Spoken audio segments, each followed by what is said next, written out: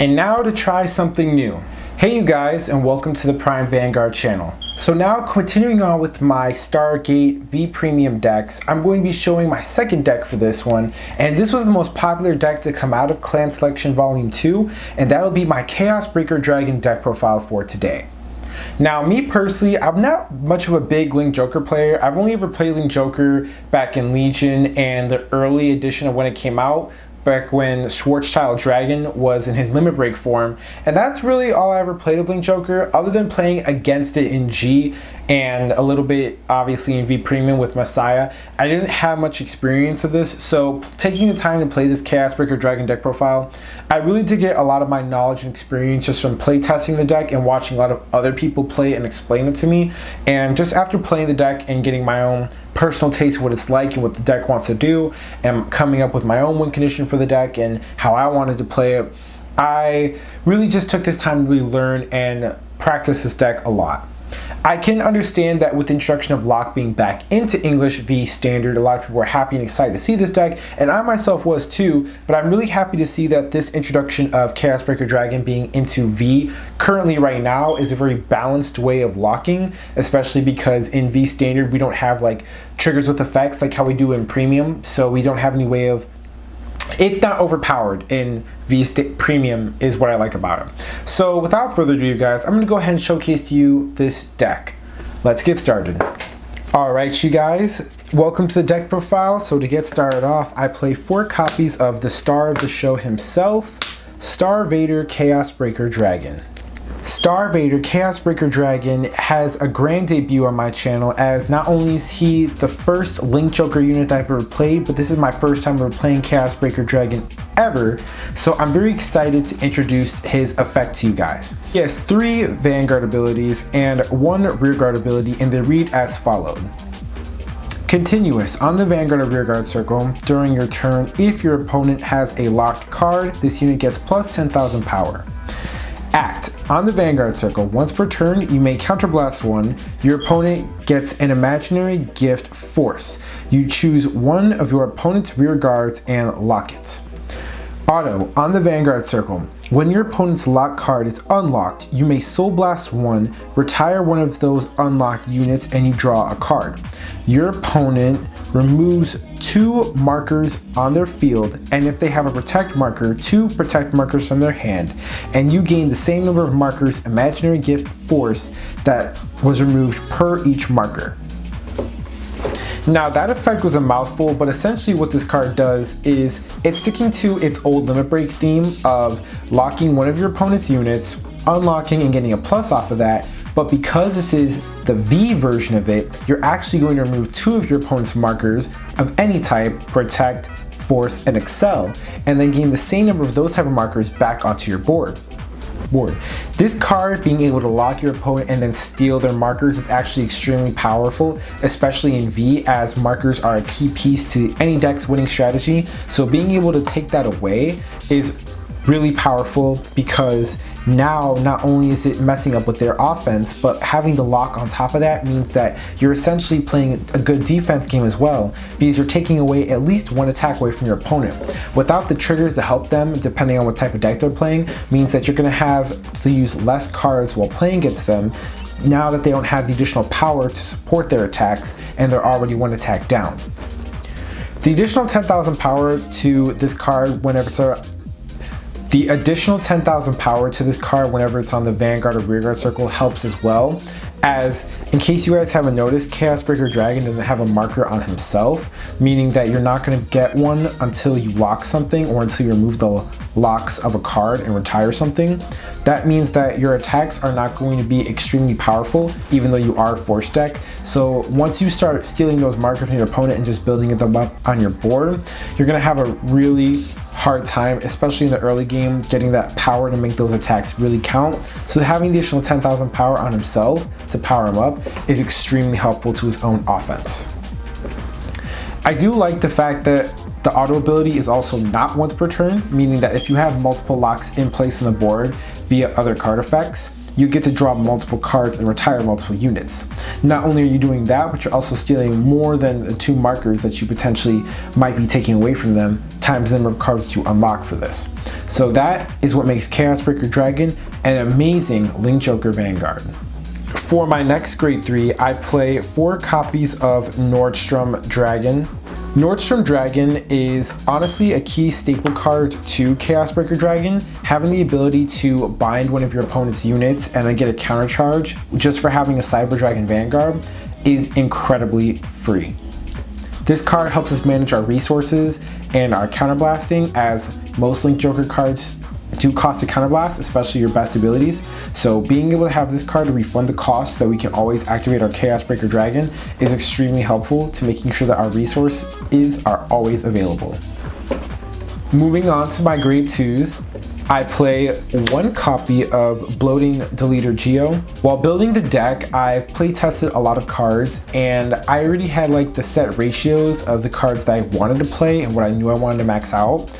And at the end of the deck, I ended up coming down to this one awkward space, and I didn't feel like I wanted to play more of anything, and I didn't feel like I was missing out on anything because I already maxed out the copies of the main cards that I needed to make sure that I could see them with the best consistency. So I decided to throw Geo in there. For my next grade 2, I played 2 copies of Whiteouter Vect. I'm playing 2 copies of Whiteouter Vect because its ability to causing your opponent to guard incorrectly to get additional bind and draw is extremely helpful to making sure that we're reducing our opponent's board and we're getting some of our resources back. This deck doesn't have a lot of drawing as it does searching, meaning that we're not boosting our hand so much as we are filtering out for key pieces and cards that we need. So having Vect to give us more board control for a cheap cost and the draw is extremely helpful to our own defensive strategy, as this way we can look out for more of our key pieces. For my next grade 2, I play 2 copies of Last Crust Meranel. Last Crust Meranel is actually a promo card now turned into support card, and she has the following effect. Her ability states on the rearguard circle, when placed from hand, if your opponent has a face down card in his or her Vanguard or bind zone, you may counterblast 1, choose 2 of your opponent's rear guards, bind them face down. And if you could not bind 2 cards, you get to countercharge 1 and soul charge 1. Now on her own, she's actually a pretty amazing card, not in most of our games, but I do play this card against the decks that are very board reliant because you're only locking 1 card a turn, and sometimes your opponent might have ways of getting multiple attacks, or they might have key pieces that they only need on board just to keep their strategy going, or at least keep their engines going. And having Meranel to get rid of more units on their board and then the lock just means that we're taking away more cards from our opponent's hand, as they have to keep refilling up their board, especially because Chaos Breaker Dragon retires, to get rid of those units. She really does make a big difference in the Excel games, as Excel markers give you additional rearguard circle, so getting the lock on the 1 card that's on the Excel marker sometimes doesn't really do anything, especially if they have a way of removing that card that's on their Excel marker, or they just keep rewriting to generate more Excel markers to make up for the 1 unit that was locked and that they lost. And Meranel being able to just bind multiple units is good for that reason against that specific matchup. And if you can't do that, at least you get a soul charge out of her, because some of our abilities do cost a lot of soul, and we don't have too many ways in the deck of getting back our soul except another card that I'm going to show later. So having her to build up our resources just as a backup plan is what makes this card so good as well. For my next grade 2, I play 4 copies of Swift Deletor Geali. I'm playing 4 copies of Swift Deletor Geali as a great starting Vanguard. Swift Deletor Geali in the early game, when your opponent doesn't have much board unless they chose to invest in something else, helps us also get a card draw on the Vanguard or rearguard circle, as like Vect, it puts pressure on your opponent because this ability is on hit, meaning that if your opponent doesn't want you to plus, they have to guard with it so they don't get the benefits of it. And even if you do not get the benefits of the drawing, you still get to bind something, but you get to do it without using a counterblast. And you use a soul blast instead, which means that we can conserve our counterblast, because counterblasting is important for Link Joker, and you get the +1 draw if you have the opportunity to get it. but I like Geali because I couldn't really think of too many other cards that might be better to have on the Vanguard circle other than the newest grade 2 that I'm about to show you and this card here. So 4 copies of Swift Deletor Geali. And then finally for my last grade 2, I play 4 copies of Bisection Starvader Zicronium. Bisection Starvader Zicronium is by far the most important grade 2 in this entire lineup. You have to play 4 of this. He's one of the newest cards introduced to us through Clan Selection Volume 2, and he has 2 effects and they read as followed. His first ability is auto on Vanguard or Rearguard circle. When placed, if you have a Vanguard with Starvader in its card name, you may counterblast 1. Your opponent looks at the top card of his or her deck, and they place that unit onto an open Rearguard circle as a locked card. If the locked card was placed in the back row, you get to draw a card, and this unit gets plus 10,000 power until the end of the turn. His continuous ability states continuous on the Rearguard circle if your opponent's Vanguard is grade 3 or greater and they have a locked card on their board, all of your Vanguard's original critical becomes 2. So this card pretty much 9 out of 10 times is going to be the reason why you'll always be able to activate your Starvader Chaosbreaker Dragon. Seeing as how your opponent might have cards or might be able to play around this by either soul charging their board or getting rid of their cards depending on the matchup you're playing, you're going to need to get them to put something on the board so you can lock it so that you can reap the full benefits and reward of this deck, and that's why Zicronium is so helpful. His ability being able to activate on the Vanguard or Rearguard circle means that even on the grade 2 turn, we can force our opponent to call something early and then they have to expel resources on their own to get rid of that card. The ability to also make Starvader Chaosbreaker Dragon's original critical become 2 is extremely helpful as well, since this deck doesn't generate force markers, and having the original critical become 2 on top of the force markers that you're going to steal later means that in the later game you can expect your offense to be extremely strong. Or even if you wanted to, you could rush down with an early Starvader Dragon turn. This way, with it being a critical of 2, you don't have to worry so much about the power because your early game is already going to be a lot better, since your opponent will have a locked card either due to Chaosbreaker Dragon or due to this card. And they're not going to want to put it in the back row 9 times out of 10 because they want you to get the card draw. But if the extra card they don't think the extra card will matter to you, then they'll put it in the back row, but 9 times out of 10 they put it in the front, and that means that you got 1 attack that you get to sway away from. Zicronium, play 4 of it, literally best grade 2 for Starvaders in VPremium right now. And we are already down to the grade 1s. I play 4 copies of Crunching Deletor Barutrol. Crunching Deletor Barutrol is another promo card turned support card in this set, and he has the following effect. His ability is auto Rearguard circle. When placed, you may Soul Blast 1, and your opponent cannot turn any of his or her face down cards up until the next end phase of the next turn, including countercharging and locking.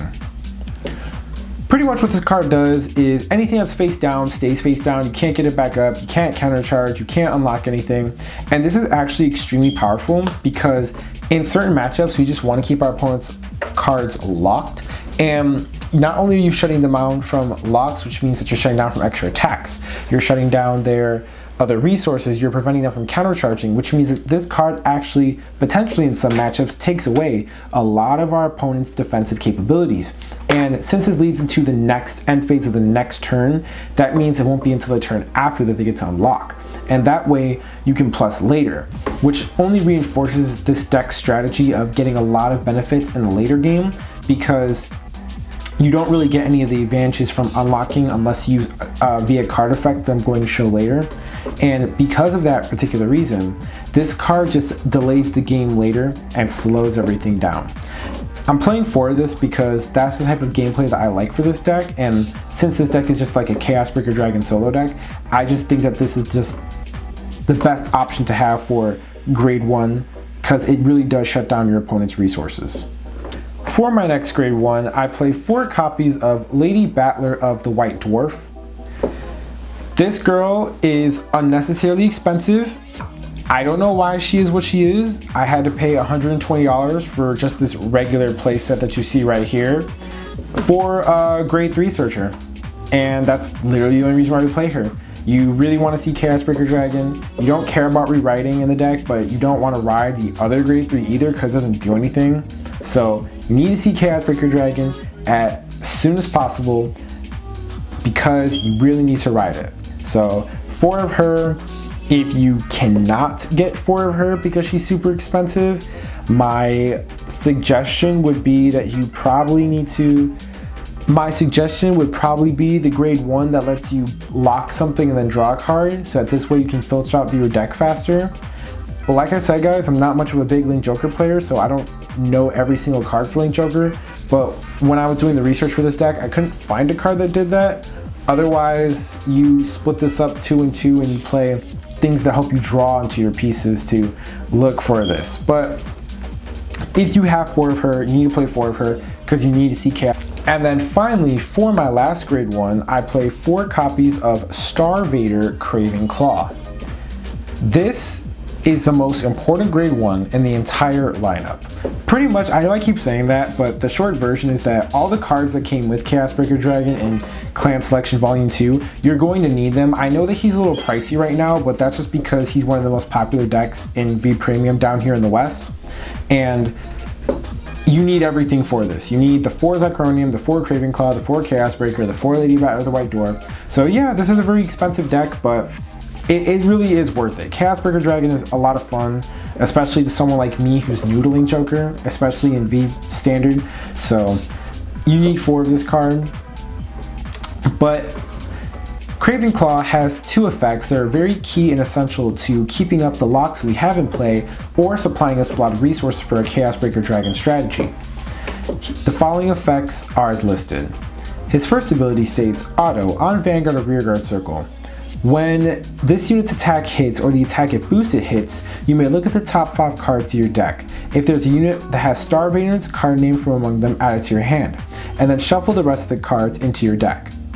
He then has a second ability which states, Act on the Rearguard Circle. If your opponent's Vanguard is grade 3 or greater, put this unit into your soul. Choose up to 1 of your opponent's locked cards and you may unlock it. If you unlocked a card, choose one of your opponent's rear guards that's not locked and lock that unit. Now, this card is very important as this card keeps up the locks on our opponent's boards, it builds up the soul, and it potentially sets off your Chaos Breaker Dragon, which is its main purpose, because you're going to unlock the card, use Chaos Breaker Dragon, Soul Blast one, draw a card, and then lock something again, so that this way your Chaos Breaker Dragon will maintain its power bonus from that, or you'll have just a lock set up for next turn. And it just does so much to make sure that your offense is good and your resources are good, and that's what its main purpose is for. It's also your best second turn ride, as if you go second, you can play this card in the Vanguard Circle and put 1 copy of it behind itself and potentially get 2 Star-vader cards to make up for the 2 cards that you drop from riding and then calling. But this card is just amazing.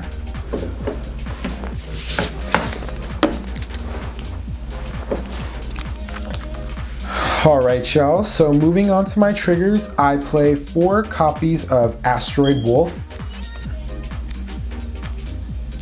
and 4 copies of Axino Dragon. I play 8 critical triggers for this deck.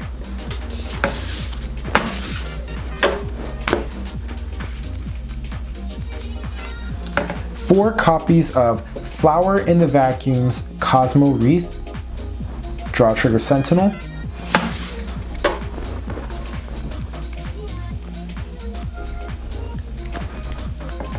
And 4 copies of Lady Healer of the Torn World, 4 heal trigger.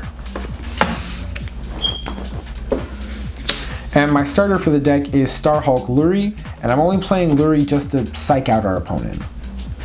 Alright you guys, so that is it for today's deck profile. Normally in my deck profiles, I like to talk about which marker I think is best for the deck to play, but like my Valios deck profile, Chaosbreaker Dragon is one of the decks that does not have a marker onto it, which means that there's nothing really for me to discuss here. And as far as the only marker that you can choose for the deck, you can choose Force 2, but you not just gonna pick Force 1. You don't even have to think about it. Force 1 is the route you're gonna go, just to keep it short and simple if you really want to know the marker to play.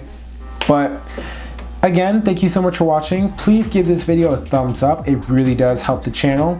Also, do not forget to like, comment, and subscribe to my channel, and hit the notification bell so you guys are notified whenever I drop a new deck profile or discussion for this channel.